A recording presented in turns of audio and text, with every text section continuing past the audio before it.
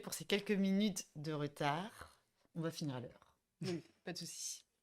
Et donc aujourd'hui, ce matin, on va parler branding et on va surtout s'intéresser au nom, le nom qu'on donne à sa boîte, à son produit, son service, parfois à son projet aussi. Euh, Thématique qui arrive pas tous les 4 matins, Mm. mais qui peut être un peu stressante, parce qu'on a parfois peur de se planter. Donc c'est de ça qu'on va essayer de parler dans notre petit-déj. On va se présenter. Mm. Hop. Donc moi, je suis Elisabeth, je suis directrice conseil associée chez Concept Image. Donc je suis accompagnée de Julie. Voilà, et donc moi je suis directrice projet et conseil à l'agence. Et pour ceux qui connaissent pas encore Concept Image, donc on est une agence conseil créa et digital basée à Rennes. Donc on est une équipe de 17 personnes et on va accompagner nos clients sur la partie conseil sur tout ce qui est positionnement de leur marque, stratégie digitale et puis cadrage de gros projets, par exemple de l'assistance à la maîtrise d'ouvrage. Sur la partie créa, on travaille sur des noms, des logos, de l'identité éditoriale et graphique. Et puis, tout ce qui va être support visuel. Donc, c'est de la photo, de l'illustration, de la vidéo, du motion design. Et puis, sur la partie digitale, on travaille sur des sites internet et des extranets notamment. Voilà, donc on fait pas mal de choses. Mm. Et toute la problématique naming, c'est quelque chose qu'on aborde avec nos clients. Alors, c'est souvent lié finalement à des projets de logo, identité graphique, et puis souvent découle la refonte d'un certain nombre de supports de com. Mais ça commence par le nom. Voilà pour l'agence. Pour ceux qui nous rejoignent et qui seraient sur Twitch pour la première fois, vous avez vu que vous pouvez nous suivre sans forcément avoir un compte. C'est un des avantages de Twitch. Mais si vous voulez vraiment pouvoir interagir, poser vos questions, donner vos retours d'expérience, c'est mieux que vous puissiez aussi nous rejoindre sur le chat. Et pour ça, il faut que vous ayez un compte. Donc, vous allez pouvoir vous créer ce compte-là en quelques minutes. Promis, c'est simple. Et puis, comme ça, ça rendra le petit-déj aussi plus interactif. Super. Voilà. On y va? Ouais, c'est parti. Allez. On voulait commencer par une petite devinette. Vous allez voir, il n'y a pas de piège. On voulait vous demander si vous saviez quel était le point commun entre un entrepreneur, un marketeur qui sort un nouveau produit et un chef d'entreprise qui vient de racheter 5 boîtes. Eh bien, il n'y a pas de piège. Ils attendent tous un beau bébé. Parce que, un entrepreneur ou un chef d'entreprise qui rachète des boîtes, sa boîte, c'est son bébé. Et vous, souvent, quand vous êtes au marketing et que vous lancez un nouveau produit, un nouveau service, vous avez bossé dessus pour imaginer votre nouvelle offre pendant des mois. Et quand il s'agit de le nommer, le sortir, c'est aussi un peu votre nouveau bébé. Et qu'est-ce qu'on fait quand on attend un bébé? Bon, plein de trucs, hein. Mais un des trucs qu'on fait, c'est qu'on épluche le livre des prénoms. Donc, si vous montez votre boîte, vous vous demandez comment l'appeler. Si vous sortez un nouveau produit, vous allez vous poser cette même question. Comment je l'appelle? Avec des idées qui vous viennent spontanément plus ou moins bonnes. Nous aussi, hein, je vous rassure. On n'est pas là pour vous juger. Et puis, au-delà de la création d'une boîte ou d'un nouveau produit, d'un nouveau service, cette question, elle peut se reposer aussi en cours de route dans la vie de votre entreprise. Pour différentes raisons. Ça peut être, vous étiez une boîte locale ou française et vous vous lancez à l'international. Et donc, votre nom qui était hyper français, un peu difficile à prononcer, par exemple, à l'international, ou un peu private joke, truc de français qui va pas du tout bien s'exporter, vous allez peut-être vous poser la question de le changer. Aussi, si votre offre évolue, c'est une question qui va se poser aussi. On a par exemple des marques qui portent dans leur nom ce qu'elles font, leurs produits. Et si leur offre évolue, le nom il devient un peu obsolète. Donc, c'est le moment de le changer. Si vous ou votre boss fait du shopping et rachète une boîte tous les 6 mois, on a des clients qui sont dans ce cas-là. Et au marketing et à la com, ils se disent « C'est cool, hein, il y a plein de projets, c'est dynamique, mais À chaque rachat, j'ai un boulot de dingue.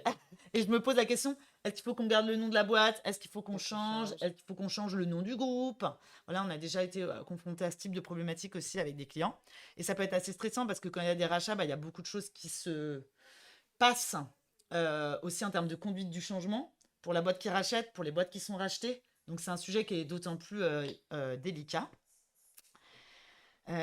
Autre sujet qui peut émerger dans la vie privée comme professionnelle, c'est si vous avez choisi le même nom que vos meilleurs potes. Donc ça vous est peut-être arrivé pour vos enfants, ou eux vous ont piqué le nom que vous vouliez pour vos enfants. Et donc ça peut vous poser la question de est-ce que je garde finalement ce nom ou pas? Et ça aussi, on a eu l'exemple d'une cliente qui avait un nom pour sa boîte et en fait qui a vu que il y avait déjà ce nom-là qui était présent. Et c'est pas facile parce que on s'est projeté sur un nom, on l'a trouvé, on s'est dit ah yes, c'est génial, je l'adore. On a commencé à se faire à cette idée et c'est notre bébé, on n'a pas envie de le lâcher. Et de se défaire de ce nom-là pour se projeter sur autre chose, c'est pas toujours simple.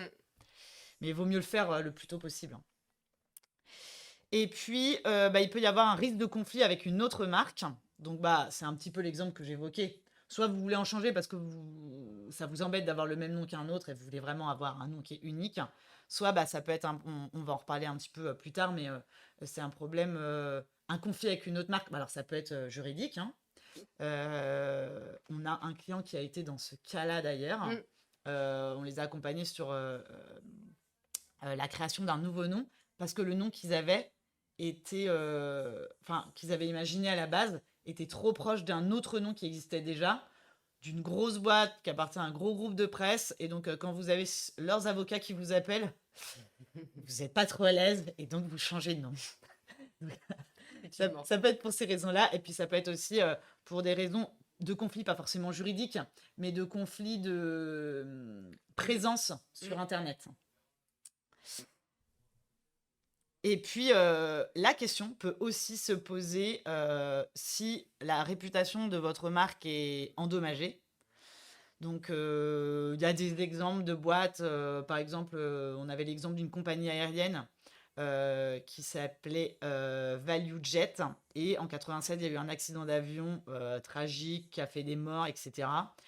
Et donc, eux, ils ont fait le choix de changer le nom de leur marque. En AirTran Airways. Voilà. Donc, après, tout dépend de ce qui s'est passé aussi, de la réputation de sa marque. On peut aussi se dire, il y a d'autres moyens de se remettre de ce type de problème et la tragédie sur la marque. Mais parfois, les équipes marketing font le choix de vraiment revoir complètement jusqu'au nom en fait de la boîte. Et donc, c'est normal de se poser toutes ces questions. Comment j'appelle ma boîte? Est-ce que je change de nom? Est-ce que c'est le bon moment? Quel nom choisir? Déjà, parce que souvent, on se met beaucoup de pression dans ces projets-là parce qu'on se dit, il faut que je trouve un nom unique. C'est compliqué. Alors, dans l'absolu, vous pouvez déposer un nom pour votre marque si le nom existe déjà dans un autre secteur d'activité. Juridiquement, c'est possible. Mais ça va être difficile de vous faire des places sur les moteurs de recherche parce que si des gens vous recherchent sur le nom de votre marque et qu'il y a déjà une boîte dans un secteur qui n'a rien à voir, qui a des moyens énormes en référencement, vous ne serez jamais premier sur Google avec le nom de votre marque. Et nous, on a eu le cas avec un de nos clients, ça commence à dater, une boîte qui s'appelle Polaris, qui travaille dans les lipides et les oméga 3. Et il nous disait, nous, on veut vraiment faire des progrès pour être premier sur Google et on est toujours derrière une boîte qui s'appelle Polaris et qui fait des quads.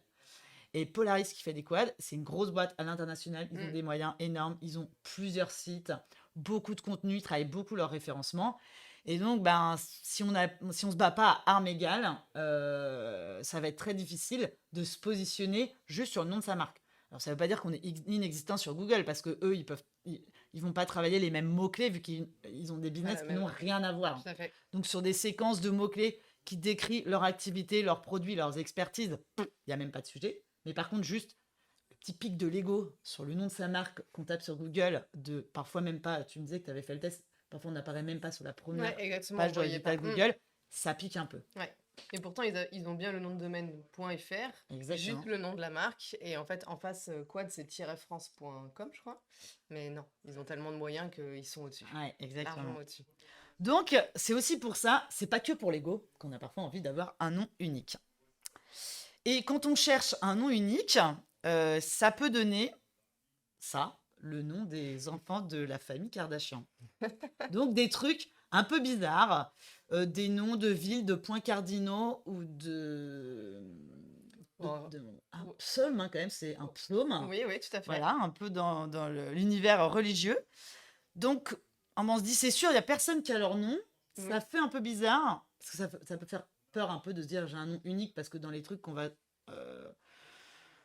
auxquels on va penser de base, ben, on va se dire tout doit être déjà pris. En fait, c'est déjà tellement de boîtes, tellement de structures qui existent. Comment je vais encore réussir à trouver des trucs uniques sans que ça soit complètement barré? Ben, on va essayer de voir ensemble ce matin comment faire. Et Julie, tu me disais, toi qui connais bien la famille Kardashian, je ne sais pas si j'ai le droit de dire ça, tant pis, c'est dit.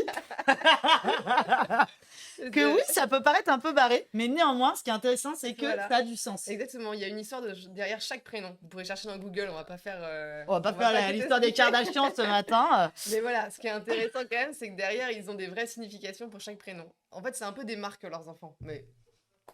On se demandait, il y a peut-être une agence qui a cherché... ouais, il y a peut-être une équipe de com qui a bossé là-dessus. Sur les prénoms des enfants Kardashian. Voilà, non, c'est pas quelque chose qu'on fait encore pour l'instant. Non.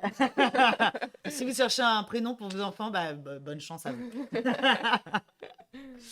Donc, la question, c'est est-ce qu'il faut être aussi barré / créatif que les Kardashian pour trouver le nom que personne d'autre n'a.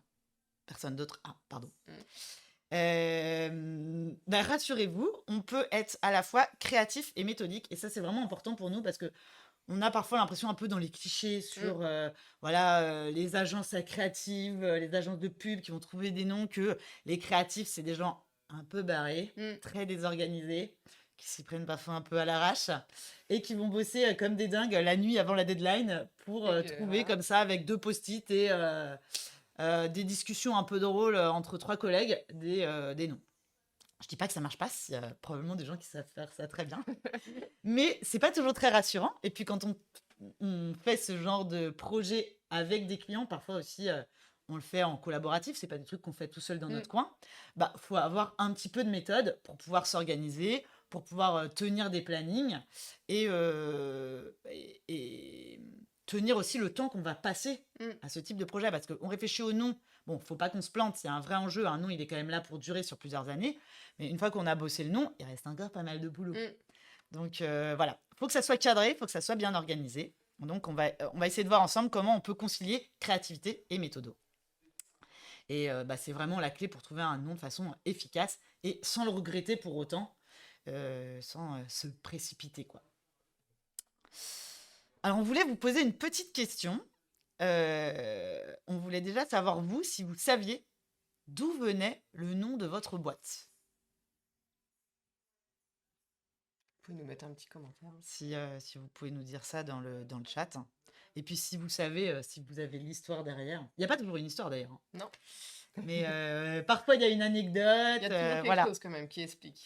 Exactement. Donc en tout cas, on voulait vous poser la question parce qu'il y a des boîtes qui n'expliquent pas du tout leur nom.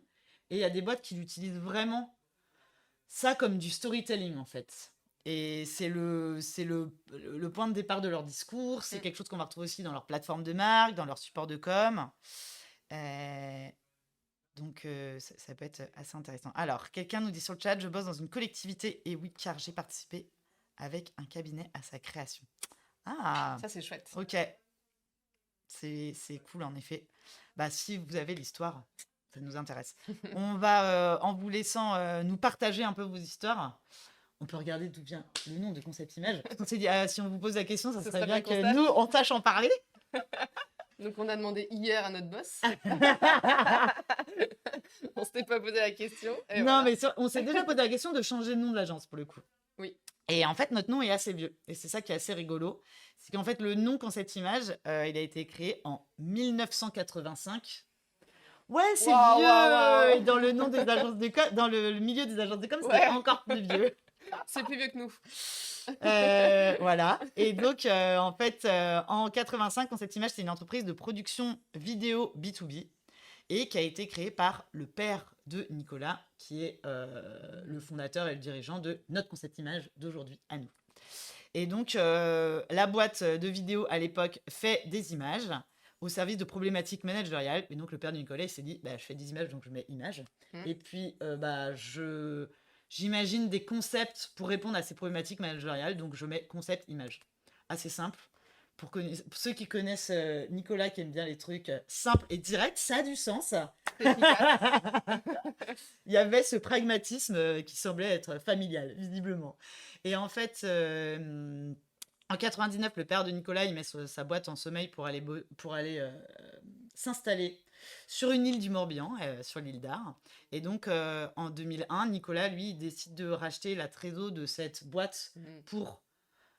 Plutôt que de monter sa propre boîte de com, parce que bah, ça vient un an après l'éclatement de la bulle Internet, et il est assez frileux d'être perçu comme une start-up, qui sont des boîtes qui se cassent pas mal la gueule, qui sont assez instables. Et donc, pour pouvoir rassurer et vraiment lancer son projet entrepreneurial, il préfère avoir une boîte qui a déjà un historique, qui est déjà installée, qui a déjà des références. Et donc, bah, il se dit, bah, je reprends le nom Concept Image, finalement, je vais travailler de la com. Donc, ce nom-là, il a encore du sens. Et puis, bah, on n'a pas arrêté, nous, au fil des années, d'étendre notre offre. On fait toujours de la vidéo, mais comme vous le disiez au début, on fait plein d'autres trucs autour. Et finalement, bah, on travaille toujours beaucoup sur l'image et on imagine des concepts. Donc, ça marche encore. On garde, c'est bien. On va partager à tout le monde la petite anecdote. Ok. Donc, comment est-ce qu'on fait tout ça? Ouais. On va vous présenter... En fait, on a organisé toute la présentation autour de notre méthodologie. On a divisé ça en plusieurs étapes. Donc, c'est les 6 étapes que vous voyez à l'écran. Donc déjà, c'est important que vous preniez le temps de savoir qui vous êtes, qui est votre entreprise, de définir qu'est-ce qui est important, qu'est-ce qui est prioritaire pour vous. Ensuite, il y a la grosse phase de brainstorm, avec comment aussi surmonter la panne d'inspiration et comment je me lance, parce que c'est pas toujours évident. Ensuite, on teste les idées qu'on a, et puis une fois qu'on a décidé, on n'oublie pas de protéger son nom et de rester en veille. On va reprendre point par point. Donc déjà, qui vous êtes? Un peu d'introspection. C'est ça. Parce que en fait, bah, vous voyez, comme on l'a expliqué là pour Concept Image, clairement, c'est en lien avec ce qu'on fait, qui on est, il y a de l'historique, il y a de l'anecdote, donc tout ça, il faut le savoir. Et quand on fait notamment une refonte de nom, ou même si on fait une création d'une société, on a toujours quelque chose déjà qui est existant, donc c'est bien de se l'écrire, de se le partager. Surtout si vous travaillez avec une agence qui ne vous connaît pas, il faut forcément témoigner de ce que vous êtes. Et aussi, si vous travaillez en collaboratif et que vous imaginez pas ce nom-là tout seul dans votre coin, aussi au sein de votre boîte, ce référentiel-là, cette histoire, ce que vous avez dans les tripes, et aussi où vous voulez aller, parce qu'on ne parle pas que de où est la boîte à l'instant T, mais vous créez un nom qui doit durer quand même pour des années. Ça, faut le partager entre vous, sinon vous ne serez jamais d'accord. Oui. Voilà. Donc, qui est votre entreprise? Qu'est-ce qu'elle vend? Quelles sont vos cibles? Donc ça, c'est un peu simple, parce que c'est vrai que pour plein, on a déjà tout ça en tête, mais c'est bien de le réécrire pour se le redire. Ce qui est bien aussi, c'est d'aller regarder quelles sont vos valeurs. Donc nous, pour ça, on aime bien utiliser un petit exercice qui s'appelle l'ambassadeur. En fait, le principe, c'est... On dispose, je crois qu'on a une 40aine de personnalités qu'on a choisies un peu de manière aléatoire. On a mis Kim Kardashian dedans. Je vous laisse deviner qui a fait cette image. Voilà. Et donc, en fait, on demande à on fait ça sous la forme d'un atelier, et on demande à chaque participant d'aller choisir une personnalité ou plusieurs, et de nous expliquer en quoi cette personnalité peut représenter votre société. Et en fait, quelles sont les valeurs dans cette personne, Pas forcément les valeurs. Enfin, parfois, c'est des valeurs. Mais parfois, Oui, c'est son histoire, son tout parcours. à fait. Ses traits de personnalité. Des fois, c'est pour les acteurs, c'est aussi des personnages qu'ils ont joués dans des films Ouais, qui c'est vrai. sont pas forcément ce qu'ils sont dans la vraie vie, mais Ouais. voilà, Genre c'est Doctor House, on l'a déjà eu, par exemple. exactement, tout à fait. D'ailleurs, on a plus souvent Doctor House comme nom. Que l'acteur derrière. Enfin, je l'ai déjà aussi. Hugh Ouais, Jackman. ah, ok, on Ouais. a les deux. Donc voilà, en fait, l'idée, c'est que chacun, via ses personnalités, qui sont des personnalités connues, puisse s'exprimer et s'aider, en fait, à aider à pouvoir En fait, nous sortir des faire. choses. Parler Exactement, sur leur marque. tout à fait. Parce qu'en fait, si on vous donne des post-it en vous disant écrivez-nous vos valeurs, Impossible. bon courage. Enfin, Soit si, on vous va en avoir deux, allez. trois, mais ça sera jamais aussi creusé que Ouais. Soit via en un fait, vous atelier. aurez, vous allez avoir complètement. Vous allez sécher parce que vous allez dire les valeurs, qu'est-ce que je vais mettre. Mm, Donc vous n'allez pas savoir quoi dire. En plus, en collaboratif, parfois on a peur d'écrire une connerie et les autres vont dire ah bon, t'as mis ça, trop bizarre. mm. Et du coup, bah, soit on a peu de contributions, soit on a des trucs assez bateaux. Et donc, qui veulent rien dire, on comprend pas ce qu'il y a derrière. Ça se différencie pas du tout de vos concurrents ou Mm. d'autres sociétés. Bon. Donc c'est très limité. Et avec cet exercice-là, finalement, ça délie les langues. Et c'est ce qu'on ressort. D'ailleurs, on prend un paquet de notes dans ce genre Oui, d'atelier. oui. Et ça nous fait un brief qui est 10 fois plus riche, plus intéressant, plus inspirant que si vous nous aviez juste donné un cahier des charges Exactement. ou un doc de présentation de votre boîte, quoi. Ça n'a rien à voir, c'est génial. Et ça, c'est un exercice qui dure 30 minutes, je pense. 30 minutes sur la base de 5-6 personnes. Donc, en plus, c'est assez court. Ouais. Donc, ça peut être fait assez facilement. Et puis, bah, si vous avez commencé justement à écrire vos valeurs, vous pouvez aller un cran plus loin. Soit c'est un document que vous avez déjà, soit c'est quelque chose que justement vous pouvez écrire dans la continuité de ce que vous avez commencé à faire. C'est travailler la plateforme de marque. Donc la plateforme de marque, grosso modo, hein, c'est un document dans lequel on vient écrire bah, qui est l'entreprise, pourquoi est-ce qu'elle existe, quelle est sa mission, quelle est sa vision, quelles sont ses valeurs donc. Et puis aussi, on parle des traits de personnalité. Si vous voulez, on a un petit déj qu'on a fait, je crois, il y a déjà 2 ans, qui est dédié sur ce sujet-là. Donc, vous pourrez le retrouver dans les notes du petit déj de ce matin qu'on vous enverra après coup. Et puis, bien sûr, quels sont les objectifs du nouveau nom? Pourquoi est-ce que vous choisissez, soit c'est la création de votre boîte, soit effectivement, on reprend un petit peu ce qu'on avait dit en Ouais. introduction. Est-ce que vous voulez vous exporter? Enfin, voilà, il y a plein de raisons. Donc ça, c'est la première partie. Tout à fait. Derrière, ce qui va être important, c'est de définir ce qui est important pour vous et de nous le dire. Ça peut paraître aussi évident, mais ça va mieux en le disant. Mm. La première question, c'est à qui doit plaire ce nom? Alors, dans l'absolu, on se dit souvent, bah déjà, le nom, il doit plaire à mes clients. Il doit parler à mes clients. Parce que mon entreprise, elle doit tourner. Le nom, l'image de ma marque, ça doit servir mon business. Alors après, si on est une collectivité, une association, on n'est pas forcément une entreprise, donc on va pas forcément parler business, mais en Oui. tout cas, bah, vous avez des objectifs, vous parlez à des utilisateurs, vous avez des cibles, donc c'est votre raison d'être, elle est d'exister pour eux, quoi. Donc, le nom doit d'abord leur parler, même si c'est pas toujours le choix numéro 1 finalement. Oui. C'est pour ça qu'on se pose ces questions-là. Mais est-ce qu'il doit vous plaire à vous, au marketing, à la com, à la direction de l'entreprise? Bah, vous allez peut-être me dire, bah oui, évidemment, c'est ma boîte, c'est bien sûr qu'il doit me plaire. Et bah, détrompez-vous, c'est pas toujours le cas. On va vous partager 2 exemples là-dessus. Le premier exemple, c'est Nike. Alors, c'est sur leur logo, mais je trouve qu'il est hyper parlant et ça pourrait très bien se décliner aussi sur le nom. Quand ce logo, cette virgule-là, le swoosh de Nike, a été créé, c'est une histoire d'ailleurs qui est assez connue parce qu'en fait, ce logo, il a été créé par une stagiaire.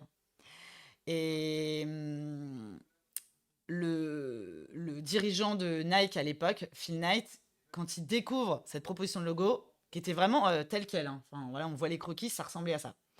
Lui dit, je ne l'aime pas, mais je finirai par l'aimer. Il se dit, je pense que ça va fonctionner. Moi, personnellement, j'aurais jamais choisi ça. Je trouve pas ça top, mais je pense que ça va marcher pour nos cibles. Je pense qu'on va pouvoir mettre ça sur toutes les baskets et les vêtements qu'on va sortir. Ça marche aussi avec le nom de Nike, dont on va parler tout à l'heure. Et donc, je valide. Il n'y a pas beaucoup de gens qui valident un truc qu'ils n'aiment pas, hein. C'est quand même assez osé. Oui, mais c'est bien parce que ça veut dire qu'il a été au-delà de son avis personnel. Ouais. Et ça, c'est toujours compliqué, hein. De toute façon, quand on travaille du naming ou quand on travaille du logo, on a souvent le j'aime pas. Il y a tellement Je- d'affect Ouais, là-dedans c'est ça. et on ne sait pas toujours l'expliquer C'est d'ailleurs c'est ça d'ailleurs qui est le plus compliqué. pour nous. Oui.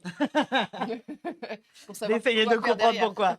Mais voilà, il arrive que on fasse des choix très rationnels finalement pour sa marque. À l'inverse, certains donnent un nom à leur boîte qui est purement dans le j'aime et l'émotion. Et là, c'est un exemple très récent de changement de nom que vous connaissez tous, je pense. C'est le changement de Twitter en X. Et en fait, ce qui est rigolo, c'est que le nom de domaine x.com, Elon Musk, il l'avait acheté en 2017 sans savoir ce qu'il allait en faire, en se disant rien n'est prévu pour l'instant, mais X, ça a une grande valeur sentimentale pour moi. Pour ceux qui connaissent un peu Elon Musk, il est méga geek. Ça lui parle beaucoup, tout cet univers, il a été beaucoup bercé par la science-fiction, etc. Et donc, ça lui plaît, il sait pas ce qu'il en fera, il rachète une boîte, il se dit, c'est quand même quelqu'un qui a pas mal d'ego. Je vais quand même pas racheter une boîte qui s'appelle Twitter et lui laisser le nom Twitter, hein. Donc je mets mon nom, et puis tiens, j'ai ce nom que j'aimais depuis longtemps, est-ce que ça veut dire quelque chose? Est-ce que ça veut rien dire? J'en sais rien, je m'en fiche, il me plaît. Et c'est pas parce que ça n'a pas de sens et que ça n'a pas été pensé pour la marque que ça va être un échec, hein. Donc ça peut aussi très bien fonctionner. Ça, l'avenir nous le dira. On n'a pas encore la réponse à cette question. En tout cas, le changement de nom, après, il y a une telle ampleur, il y a une telle com autour de la Bien boîte sûr. que, en fait, c'est les moyens qu'on met autour qui font que le nom, il est tout de suite adopté. Exactement. Et la troisième question, donc, est-ce qu'il doit plaire à vos cibles? Est-ce qu'il doit vous plaire à vous? Et est-ce qu'il doit plaire à toute la boîte? Parce qu'on peut aussi avoir une démarche vraiment... En fait, changer de nom, c'est une étape qui est très importante dans l'entreprise. Et donc, on peut se dire, et puis ça peut être aussi dans votre culture d'entreprise, de travailler les changements comme ça en collaboratif. Et ça peut être intéressant d'impliquer les salariés, une partie ou toute votre boîte, pourquoi pas, dans cette réflexion. Et donc là, on peut se dire, ouais, sur le principe, ça me dit bien, moi, mais comment faire pour que ça dérive pas? Parce que mobiliser les gens dans la réflexion, c'est du temps qui passe là-dessus et qui passe pas à faire autre chose. Donc ça coûte de l'argent à l'entreprise. Et puis, je veux pas que ça prenne des mois et des mois avec tout le monde qui donne son avis. Ah ouais, mais ça j'aime, mais moi j'aime pas, mais pourquoi vous avez choisi ça? On comprend que vous vous posiez ce genre de questions, c'est tout à fait légitime. Et il y a des moyens de sécuriser un petit peu, de mettre de la méthode pour que ça se passe bien, justement. Le nom Google, lui, il a été trouvé lors d'un brainstorming avec plusieurs salariés. Donc, c'est pas juste le boss dans son coin qui a dit j'ai une idée. Et voilà, ça sera notre nouveau nom. Donc là, on est sur... on est sur une référence, c'est référence geek, hein, là aussi. C'est le même truc, Donc, le même milieu. Avant Google, ça s'appelait Backrub. Et donc, un an après, voilà, il y a des noms aussi qui sont... Voilà, il faut trouver un nom à la création de l'entreprise et puis il n'est pas destiné à rester...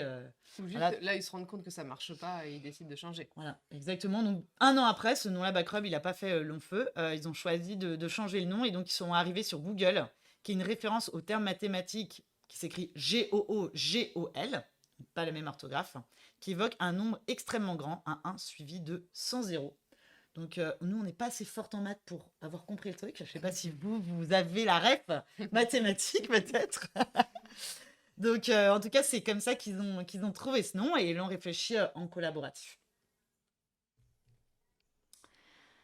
Vous allez, donc, à qui doit plaire ce nom? Est-ce qu'il doit plaire à un public uniquement francophone? Est-ce que ça doit être un nom anglophone? Est-ce que ça doit être un nom international et justement pas forcément anglais? On peut vouloir un international plus global, plus fédérateur que juste l'anglais. Pas facile si c'est ça votre brief, mais c'est un bon challenge. Et en fait, ça, c'est votre périmètre et vos ambitions qui vont vous aider à répondre. Est-ce que vous voulez justement avoir un marketing ultra régional? Ce qui ne vous empêche pas de vous exporter d'ailleurs. Si vous avez choisi de faire concurrence à Coca-Cola en Bretagne, vous vous appelez Brescola. Rien ne vous empêche de vendre ça à l'international avec un marketing ultra local et donc ça fonctionne. Est-ce que vous voulez avoir uniquement un périmètre national et le marketer comme tel? Ou est-ce que justement, non, vous partez à la conquête de l'international, c'est dans votre business dès le début. Et donc, ça va être hyper important pour nous de savoir ça dans la réflexion autour de votre nom. Et donc, il y a des cas qui marchent et puis parfois, il y a des petits fails quand on travaille à l'international. Et ça, c'est important d'y penser. On a l'exemple de Chevrolet qui avait lancé un modèle de voiture qui s'appelle Chevy Nova en Amérique latine. Et en fait, Nova, ça se traduit en espagnol par ne va pas. Donc, quand vous lancez une voiture qui a ça dans son nom, sur certains marchés, ça peut faire flop. Ça peut être compliqué. Alors, si c'est un truc de niche, finalement, limite, vous pouvez retourner le truc et communiquer sur ce petit flop. Et c'est un pari, quoi. Ouais, c'est pas évident. On ne sait pas si ça peut marcher. Ça peut aussi faire un bad buzz. Donc, et d'ailleurs, eux, quand ils s'en sont rendus compte, ils ont renommé, le modèle de voiture en Caribé. Et donc, les ventes ont repris. Comme quoi, il y avait vraiment un souci dans ce nom-là. Et aussi, est-ce qu'on doit se fondre dans votre secteur? Ou est-ce qu'au contraire, vous voulez qu'on casse les codes? Et nous, on n'a pas la réponse à ça, en fait. Parfois, on a des clients qui nous disent dites-moi ce que je dois faire. On peut se poser la question. Et en fait, comment on va y répondre, c'est qu'on va regarder un petit peu comment se positionnent vos concurrents. Et c'est aussi... là, ça va être lié justement au travail dans votre plateforme de marque. Comment vous vous différenciez? C'est quoi votre personnalité? Si vous êtes en rupture, si vous êtes hyper facétieux, provoque, n'allez pas mettre le même nom que tout le monde dans votre secteur d'activité. Si au contraire, vous avez une com assez institutionnelle, qui se veut très rassurante, on va peut-être, ou que vous êtes un petit acteur dans un secteur et c'est pas facile de se faire des places, peut-être que vous allez vouloir vous fondre dans la masse au niveau de votre nom pour pas avoir trop de mal à vous créer une légitimité et que votre activité soit facilement comprise. Donc, tout ça, on va le discuter ensemble en creusant ces questions-là. Une boîte qui a voulu vraiment se fondre dans les codes, c'est Cdiscount. Donc, un nom très littéral. Je veux vendre du pas cher. Et je mets discount dans mon nom. C'est hyper clair. Et puis, je rajoute un C parce que je fais partie du groupe Casino. Voilà. Et en plus, ça fait le jeu de mots avec C apostrophe EST. Cdiscount, c'est pas cher, quoi. Ouais. Exactement. Voilà. Donc, on se fond complètement dans les codes. À l'inverse, une autre boîte qui vend de l'électroménager, c'est Boulanger. Le nom Boulanger, aucun rapport avec ce qu'ils vendent. On s'est tous demandé pourquoi ils avaient appelé ça Boulanger. Exactement. Donc, on peut y trouver une machine à pain en plein Covid. Si vous avez fait du pain pendant votre premier confinement. En fait, c'est le nom des fondateurs, tout simplement. Et ça n'empêche pas la marque d'exister et de fonctionner. Et est-ce que vous voulez que votre nom raconte une histoire? On en parlait un peu en intro. Est-ce que vous voulez qu'il y ait un storytelling autour? Ou est-ce que vous voulez juste, je reprendrai certains briefs qu'on a eu de clients, un nom qui claque? C'est un peu le pendant effet waouh. Un nom qui fait waouh. Sur du web ou sur du print, sur une campagne. Voilà, un nom qui fait waouh, un nom qui claque. Là aussi, il n'y a pas de bonne ou de mauvaise réponse. Nous, on n'a pas de conviction a priori. En fait, il faut que ça vous parle. C'est ça. Donc, on peut regarder un exemple d'une boîte dont le nom est rattaché à une histoire. C'est La Laitière, donc les yaourts de Nestlé. Là, c'est la référence. C'est intéressant parce que le nom, l'identité graphique, même le logo, tout est... c'est le même concept. C'est pareil. Donc, c'est La Laitière qu'on trouve sur le tableau de Vermeer, là, qui est en fait sur tous les pots de yaourt que vous achetez de La Laitière. Donc, ça raconte cette histoire parce que ça renvoie à l'image traditionnelle et authentique de cette laitière qui vous fait un petit yaourt maison qui est tout à fait industriel d'ailleurs. Mais qui met... C'est très bon. C'est très bon. Qui vous met dans un positionnement, c'est réconfortant, c'est plutôt haut de gamme. Et finalement, tout cet univers, il est très cohérent, quoi. Et puis, ils sont malins, ils travaillent aussi avec le pot qui est en verre, qui justement ramène encore toute cette authenticité. Ouais. Tout le packaging autour, voilà. Exactement. C'est un tout autour de cette histoire. Une autre marque dont on voulait vous parler, c'est Häagen-Dazs. Donc, je voulais savoir si vous connaissiez la signification réelle derrière Häagen-Dazs. Je ne sais pas si vous avez des idées. Bon, c'est ok, c'est écrit noir sur blanc. Ça ne signifie rien dans aucune langue. En fait, ce qui est marrant, enfin moi quand j'ai appris ça, j'étais un peu surpris. Je me disais, enfin je pensais vraiment que ça voulait dire quelque chose. Oui. Et alors je savais pas écrire Häagen-Dazs, hein. Oui, non. Mais voilà, on sait le prononcer, le nom on le prononcer. connaît, on sait que c'est écrit bizarre. Voilà, on Voilà. sait où le trouver dans le rayon du supermarché. Voilà, C'est et bon. en fait, ce qui est intéressant, c'est que les créateurs, ils voulaient un nom qui ait une connotation nordique pour évoquer la fraîcheur, l'invitation au voyage. Et ce qui est assez rigolo, c'est qu'il y a quand même pas mal de marques de glace qui se mettent dans l'univers plutôt des pays chauds pour dire bah, vous avez chaud et vous allez apporter de la fraîcheur. On va vous apporter de la fraîcheur avec notre glace. Bah, nous, à l'inverse, on va vous emmener dans un univers de grand froid, le grand nord, pour évoquer la fraîcheur de nos produits. Et en fait, eux, ils voulaient s'approcher d'une consonance danoise parce que aux États-Unis, les produits danois avaient une bonne réputation et donc ça donnait un nom qui renvoie de la qualité et pas mal de sophistication. Donc ils ont essayé pas mal de combinaisons au hasard. Alors ils auraient pu prendre un nom danois.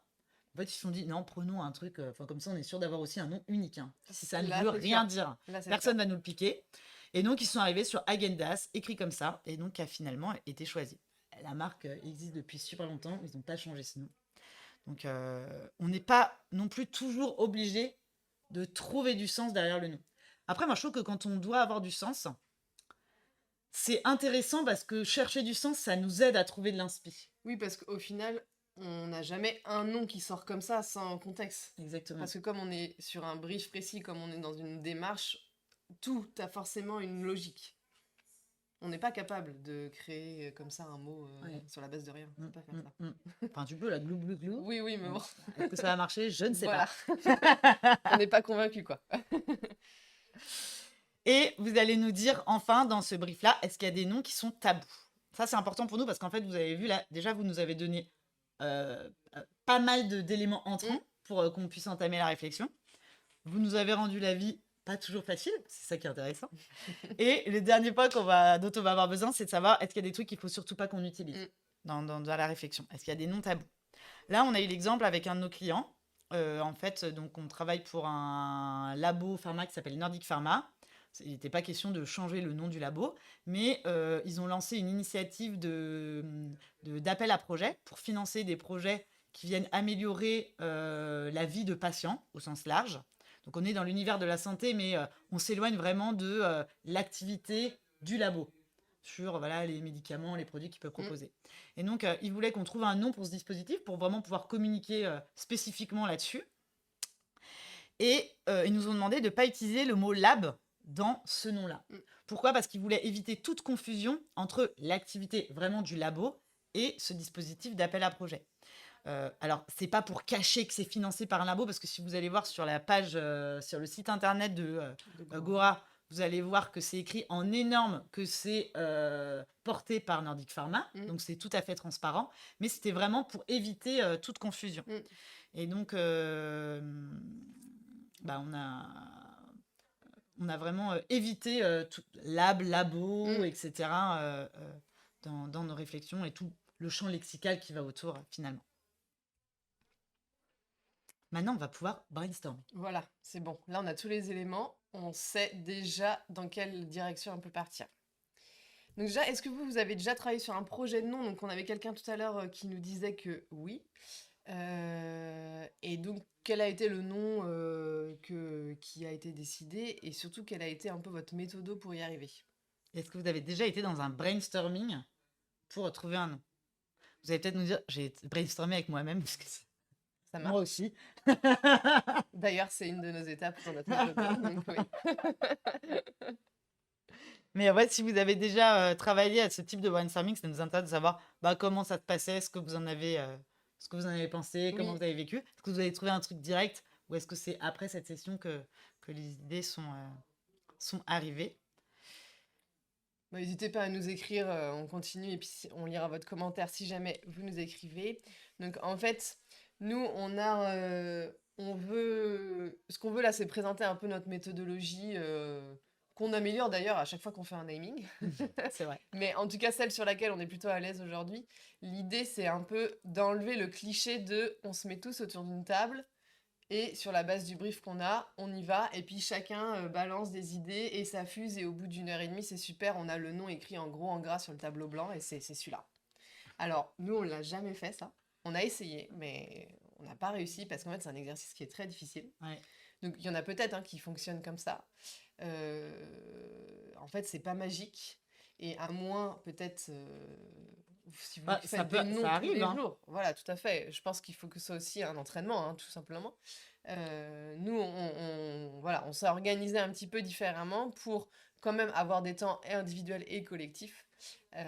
Mais enlever ce cliché de en 1 heure et demie tous ensemble, ça part dans tous les sens et on trouve l'idée du siècle. Parce que le cerveau, il fonctionne très bien quand il se repose aussi. Mm. Vous dites, ah mais il fout rien, je sais qu'on cette image, en fait, il se repose et là, ça bosse. Presque. Non, bah on bosse, hein. Mais c'est voilà, pour compléter ce que tu dis, c'est que je trouve que quand on se dit, allez, on se fait un brainstorming à 5 pendant 1 heure et demie, déjà ça coûte super cher, hein. 5 personnes mobilisées pendant 1 heure et demie Oui. à votre boîte.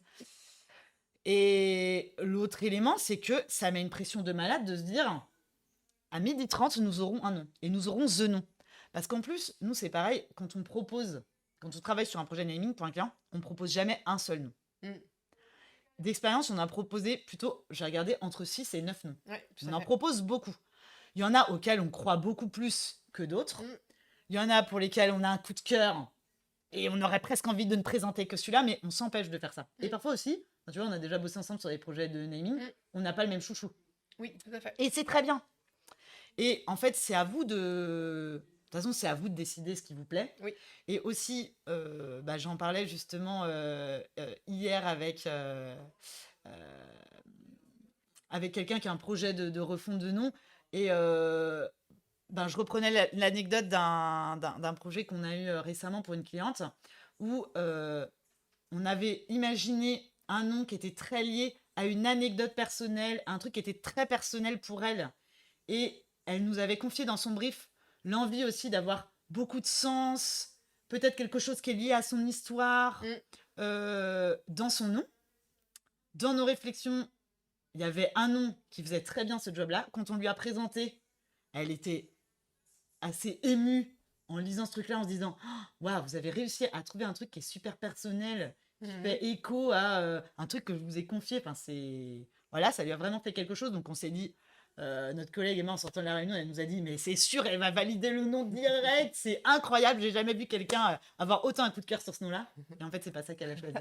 Et c'est ça qui est super intéressant, c'est que parfois, on se dit on a trouvé the nom, et même notre client se dit j'ai trouvé the nom, et puis après, en décantant le truc, en sondant son entourage, en disant ouais ok, ça me parle vachement à moi, mais est-ce que ça va parler suffisamment à mes cibles? On peut changer d'avis. Ouais, donc c'est pour ça que c'est important de ne pas se mettre la pression sur il faut toujours tout de suite trouver un seul nom, et nous de ne pas avoir la prétention de se dire on vous a trouvé un nom, quoi. C'est vraiment un travail qu'il faut qu'on fasse ensemble.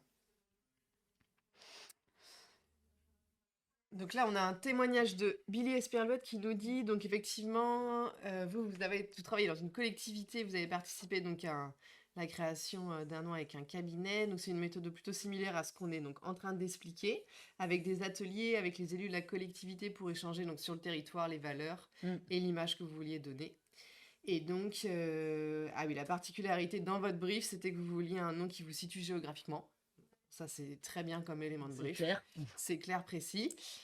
Et donc, voilà, vous avez fait plusieurs ateliers et ensuite, vous avez une dizaine de noms qui vous a été proposé jusqu'au prénom. C'est bien, ça permet d'avoir un choix. Et je trouve que c'est bien aussi parce qu'avoir un échantillon de noms suffisant, ça permet aussi de renoncer. Oui. Parce que parfois, on a des souhaits, on se dit « Ah, ça serait bien si j'avais ça ». Et puis quand on le voit vraiment et quand on se dit « Ça serait le nom de ma boîte ou de mon produit », l'idée qu'on avait un peu théorique en réfléchissant dans son coin, une fois qu'on la voit concrétisée, on peut se dire finalement peut-être pas. Non, mais c'est effectivement. Et on a besoin de se projeter un cran plus loin pour vraiment décider en connaissance de cause. Oui, tout à fait. Ok, donc cette méthode. Donc oui, un bon chef de projet vous dira, c'est pas parce qu'on est créatif qu'on n'est pas organisé. Ça, c'est du Julie, quoi. C'est tellement toi. Effectivement, moi, la créativité, c'est pas mon point numéro 1. Par contre, l'organisation, oui. Donc du Il faut coup, faire des bons binômes. voilà, exactement, c'est ça. Donc effectivement, on dégaine une bonne méthodo, un bon tableau Excel, le truc pas sexy du tout. Et Euh, très efficace. mais très efficace, exactement, c'est ça. En fait, alors je sais pas si vous voyez sur votre écran, en gros, nous là, c'est l'outil qu'on utilise. Donc effectivement, c'est un tableau Excel simple. Une ligne égale une idée. Et après, on a un certain nombre de colonnes, en fait, dans lequel on vient un petit peu euh, euh, justifier le nom et vérifier des choses aussi. On va en reparler un petit peu plus tard, mais on vérifie les noms de domaine, on vérifie la disponibilité à l'INPI, Mm. etc. Et en fait, le principe, c'est que ce document-là, c'est le document qui va centraliser toute notre réflexion individuelle, collective, et qui va aboutir à la dizaine de noms qu'on vous proposera à la fin, quoi. Il y a un autre truc qui est important dans ce tableau, je voulais juste en parler. C'est écrit méga petit, hein, donc c'est pas un test ophtalmo qu'on vous fait ce matin. Je vous en parle à l'oral. C'est qu'on a une colonne signature. On n'a pas parlé de la baseline. C'est vrai. Ou voilà, d'une petite phrase de présentation. Ça peut être juste une petite accroche ou deux mots. Alors, c'est soit une baseline, soit c'est une petite précision qu'on vient mettre sous le logo et qu'on appelle le bloc marque, hein, l'ensemble du logo qui contient le nom et cette petite précision. Ce mot, c'est quelques mots. Et moi, je trouve que c'est hyper intéressant de travailler cette signature en même temps qu'on travaille le nom. Pourquoi ? Parce que tout est question d'équilibre. En fait, quand on travaille un nom, vous avez vu le brief que potentiellement vous nous avez donné, vous voulez qu'il y ait genre 10 trucs différents dans votre nom. Et c'est normal, hein, c'est pas pour nous casser les pieds. Enfin, on sait que vous aimez bien nous taquiner un peu de temps en temps. Mais on veut mettre plein de trucs dans son nom. C'est toujours pareil dans un logo. On veut qu'il y ait 5 sens différents dans un logo. On peut pas tout mettre dans un nom. Et on va être obligé, alors on peut mettre une ou deux idées, on peut pas tout mettre et on peut pas tout mettre au même niveau. C'est ça. Et en fait, je trouve que de travailler en même temps le nom et la signature, c'est hyper intéressant parce que ça nous permet de trouver un bon équilibre. Exactement. Et l'idée, pour avoir travaillé sur plusieurs projets comme ça de naming, l'idée, elle vient en même temps. Alors, plutôt que de se dire, on cherche les noms, puis après, on cherchera la baseline, mais ça ne marche pas. Et en fait, on peut se dire, je mets un nom un peu barré parce que ça va bien marcher pour casser les codes, etc. Mais il faut quand même que mon activité soit comprise. Et donc, je vais avoir une signature, au contraire, hyper littérale qui explique mon activité pour qu'on comprenne quand même quel est cet ovni qui se cache derrière mon nom. Au contraire, on peut se dire, on veut avoir un nom assez classique parce que nous, on est dans un métier qui est assez sérieux, mais on a une pointe de folie et peut-être cette petite pointe ce petit pas de côté, on va le mettre dans la signature de façon beaucoup plus discrète et le nom, il pourra fonctionner sans pour certains supports et avec quand vous vous permettez ce petit pas de côté. Donc c'est hyper complémentaire et parfois aussi quand on va travailler un nom qui a du sens, qu'on va aller chercher une histoire, vous allez voir parfois on part assez loin. Une fois qu'on a trouvé sens, on se dit ah c'est génial, il y a cette référence à ce truc et tout. La ref, tout le monde l'a pas. Et donc, alors sans l'expliquer dans un paragraphe sous votre nom, hein, je vous rassure, mais parfois, on va pouvoir avoir une accroche, une baseline, un slogan qui va aider votre cible à comprendre ce qu'il y a derrière ce nom, qui va faire « Ah, ok !» C'est ça qu'on veut provoquer. Si vous avez une référence et que vous voulez partager sens avec votre cible et votre communauté. Donc, je trouve que les travailler en même temps, c'est vraiment hyper intéressant. Ouais. Et parfois, on a d'abord la signature et c'est ça qui nous donne le nom aussi. C'est pas du tout linéaire. Ok. Donc, une fois qu'on a ce petit tableau, nous, on commence en général par un petit 2, 3, un créneau. Ça dépend de comment chacun fonctionne. En tout cas, au moins 2-3 créneaux de réflexion personnelle. L'idée, c'est que chacun prenne le temps de se poser, de se caler 1 heure, 1 heure et demie, 2 heures. Pas une journée entière, hein, parce que sinon, à la fin de la journée, ça allait être...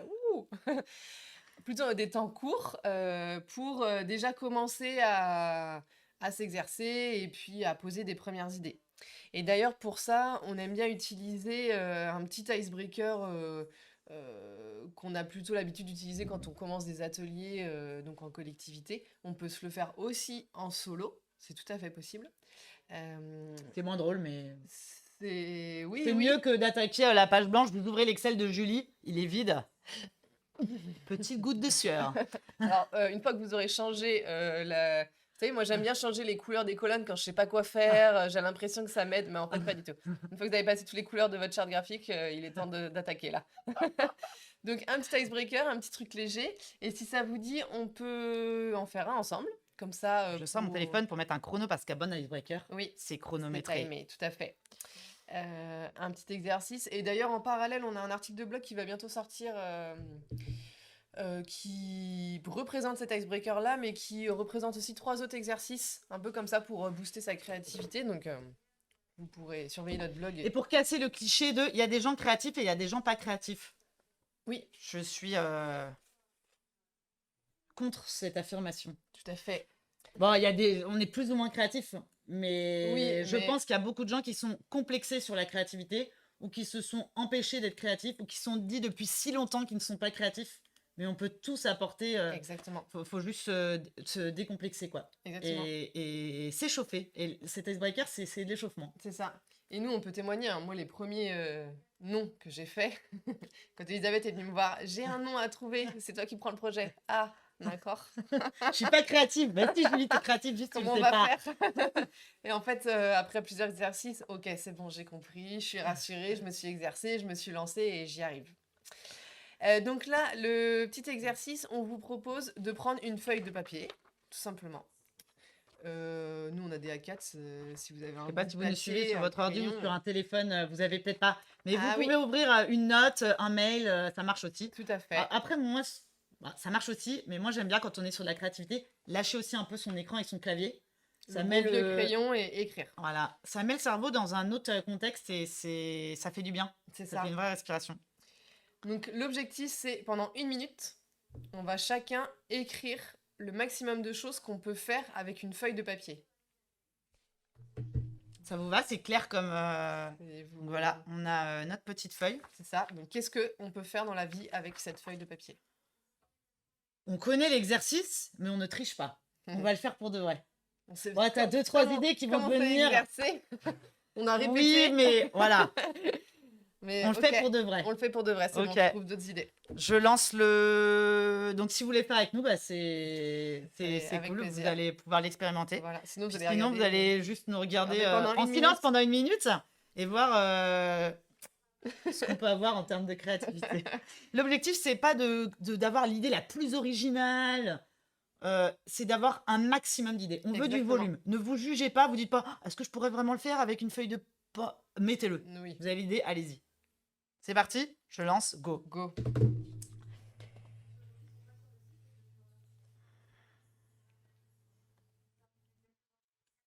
Les premières, elles arrivent vite et puis après, on est là, oh merde. Exactement.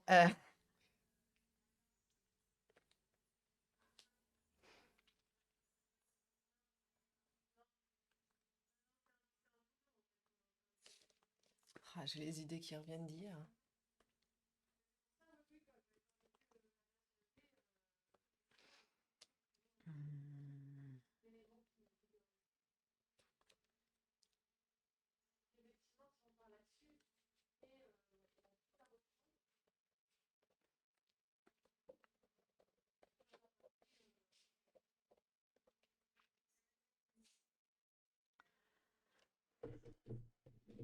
Je regarde le chrono. Ça passe trop vite, il reste 2 secondes. Ah. Ok, c'est terminé. T'as combien d'idées? Pas beaucoup, hein, moi je trouve, j'en ai mis 5. 10, bam. C'est une machine. Alors, nous, on va vous partager ce qu'on s'est écrit. Et Johanna qui doit partir. Bonne journée. Bonne journée. Et il y aura bien sûr le replay, le support à télécharger avec les notes de ce qu'on raconte à l'oral. Donc, il y aura toute la fin du petit-déj. Tout à fait. 10 aussi, trop bien. Parfait. Bah, du coup, vous pouvez nous partager vos idées les plus loufoques dans le chat si vous voulez. Ouais, et comme ça, on va partager les notes Voilà, en attendant que vous exactement. puissiez nous les donner. Tout à fait. On va voir si on a des trucs en commun. Je suis sûre que oui. Bah, j'avais trop en tête ce qu'on s'est dit Ah, il hier. y en a un alors, que j'ai dit hier et je l'ai pas mis. Ah, mais je triche pas, il compte pas. ouais. Ok. T'as l'avion en papier, bien sûr. Bah oui, du coup, j'ai mis origami cette fois. Parce que Moi hier, aussi, j'ai mis origami. hier, quand on a fait l'exercice, j'ai dit avion, bateau. Enfin bref, j'ai fait grenouille. Bref. Ah ouais, bah si tu mets tous les animaux que tu peux faire en origami, ça compte pas. Ah, si. Non. Origami, c'est un truc. Ok. Ok, t'as avion, bateau, Voilà. origami. Ok. Oui. J'ai mis qu'on pouvait faire un chapeau. Ah, très bien, j'y ai pas pensé. C'est un bateau à l'envers. Ouais. Ou un bateau sur la Toi, tête. t'as passé des vacances où il pleuvait et t'as dû occuper ta fille, non? Non, ça va. J'ai eu la chance de partir avec le soleil.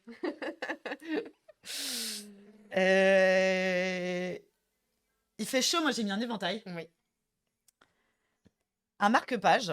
J'ai plein de marque-pages qui sont Des bouts des... de papier. Ouais. Oui, ça marche. Des dessins de ma fille que j'ose pas ajouter, mais j'en ai tellement, j'ai fait en marque-page. C'est bon. J'ai mis des bijoux. D'accord. Ouais. En fait, les enfants, ils sont trop forts en créativité. Ma fille, elle me fait des bagues et des bracelets en papier. Je ne viens pas avec à l'agence. Mais en tout cas, sachez que vous pouvez faire ça avec une feuille de papier. Très bien. J'ai mis une fleur. Oui. Parce que d'ailleurs, je t'en ai offert une. Elle est en carton, Exact, mais ça exact, marche en papier. c'est vrai, tout à fait. Et j'ai mis un couteau parce que je me suis... Un couteau, c'est Ah un oui, peu c'est too vrai. much, mais je me suis déjà coupée avec une feuille de papier. Je suis sûre que vous aussi, en plus, ça fait super mal. Ouais, c'est vrai. On peut couper des trucs avec une feuille.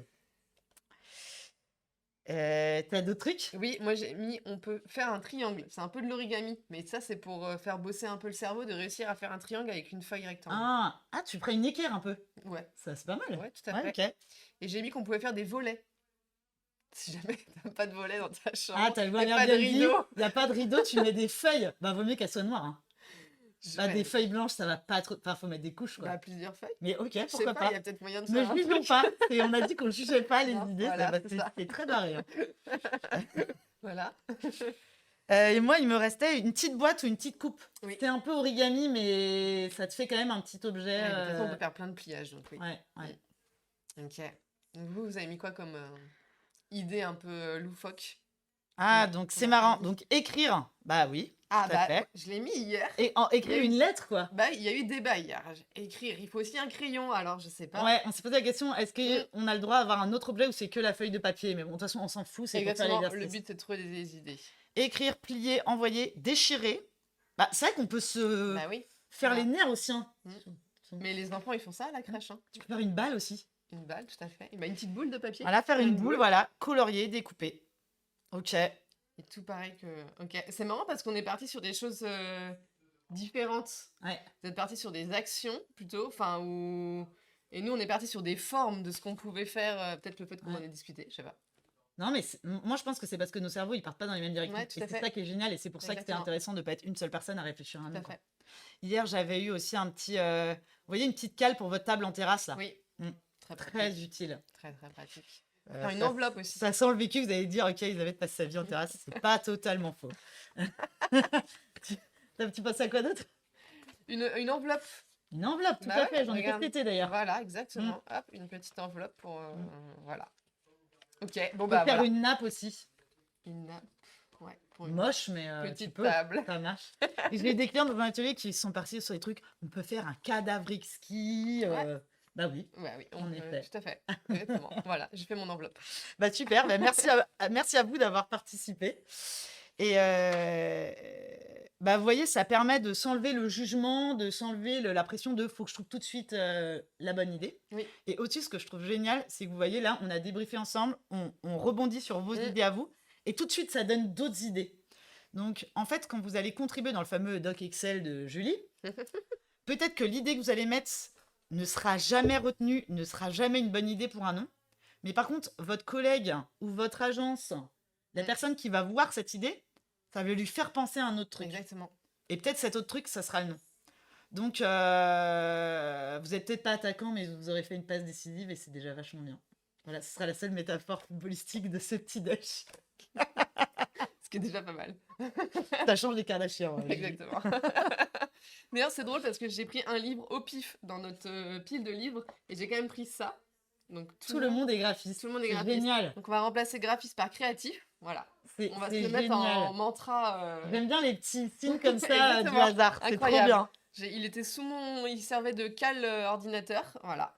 Je vais le Bah, mettre. on peut aussi faire ça donc avec un magazine, une Voilà, cale. tout à Décidément, fait. avec le papier, c'est fou, C'est fou tout ce ce qu'on qu'on peut peut faire. caler. Ok. Bah, merci de vous être prêté le jeu, de t'être Ouais, c'est prêté au cool. jeu. Ok. Donc, au-delà de cette réflexion individuelle, donc ce qu'on disait effectivement, c'est qu'on peut aussi solliciter des collègues. Donc, c'est un petit peu ce que tu Mm. disais, hein. L'idée, c'est en fait d'aller chercher ce que Restez pas tout seul. chacun. Voilà, donc restez pas tout seul déjà, et puis d'aller chercher ce que chacun a dans son cerveau qui est forcément fait un petit peu différemment du vôtre.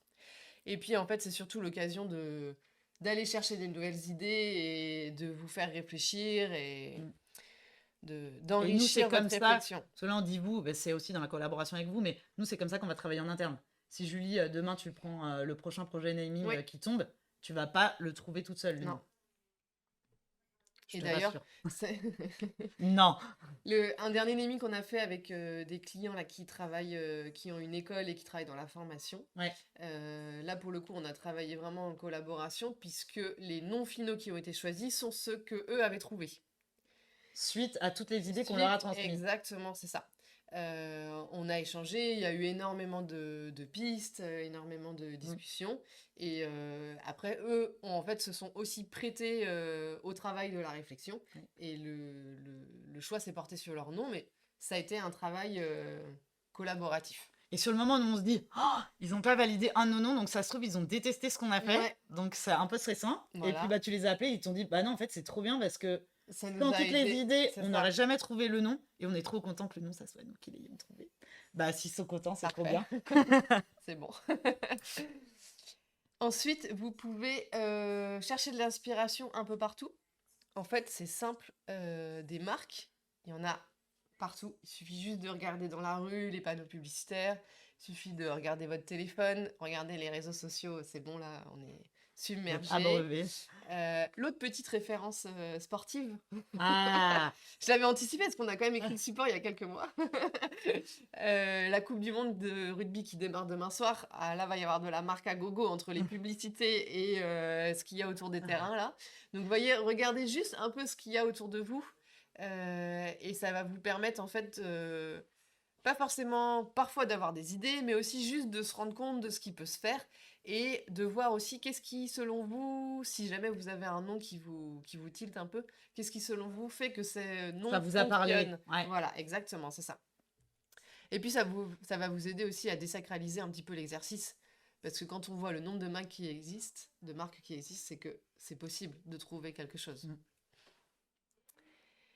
Et puis, effectivement, bah oui, il faut structurer sa réflexion parce que ça peut pas donc tomber du ciel.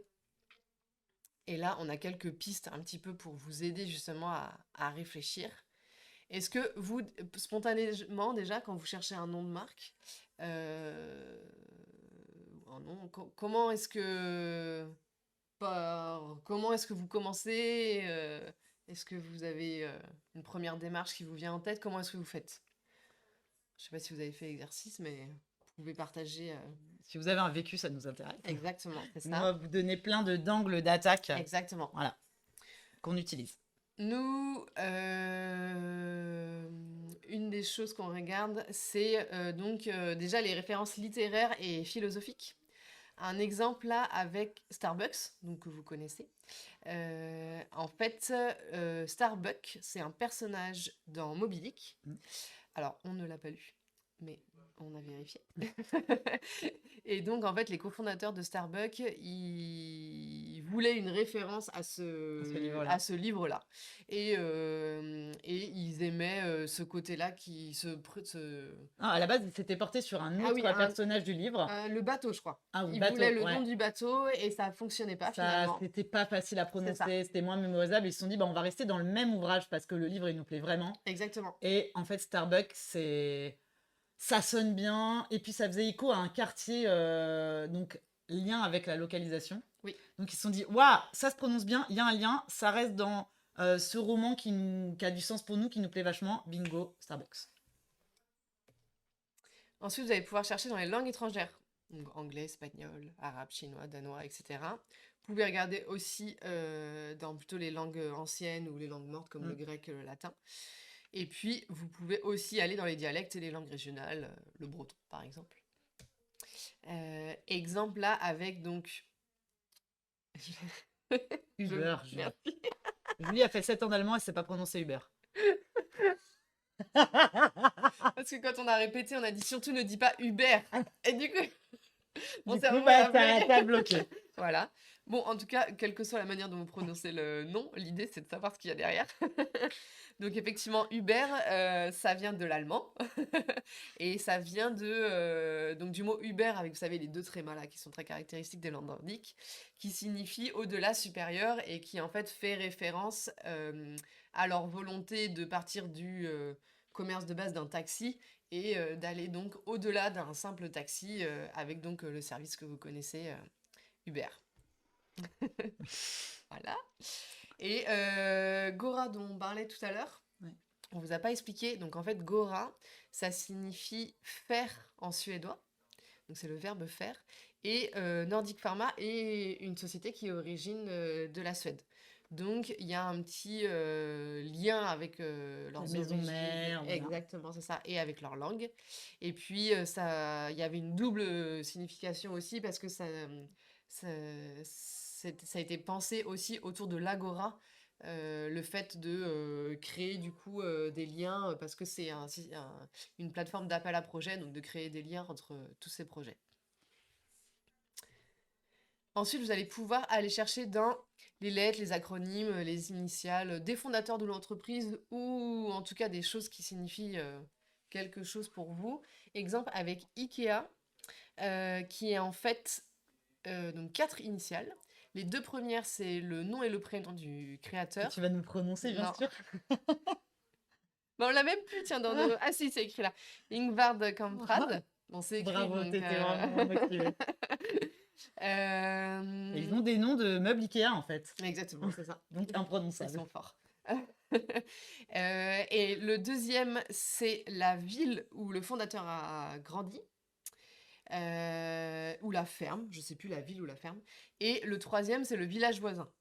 Donc là, pour le coup, c'est vraiment en lien avec l'histoire du fondateur. Mais ils ont créé un twist en prenant en créant un acronyme. Et ça fonctionne pour le coup très bien. Mm.